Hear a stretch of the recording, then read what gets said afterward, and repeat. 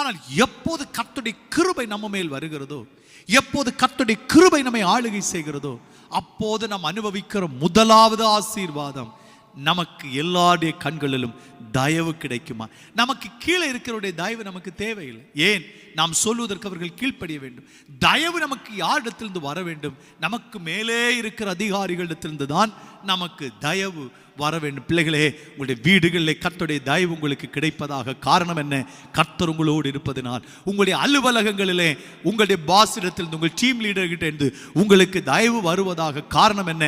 கர்த்தருடைய கிருபை உங்களோடு கூட இருக்கிறதுனால. நீங்கள் வேலை செய்கிற எந்த இடத்திலும் உங்களுடைய எஜமான்களிடத்திலிருந்து உங்களுக்கு தயவு வருவதாக ஒவ்வொரு நாளும் ஜெபிக்க வேண்டும். ஆண்டவரே, உம்முடைய கிருபை என் மேல் இருக்கிறது எனக்கு எதனால தெரியும்?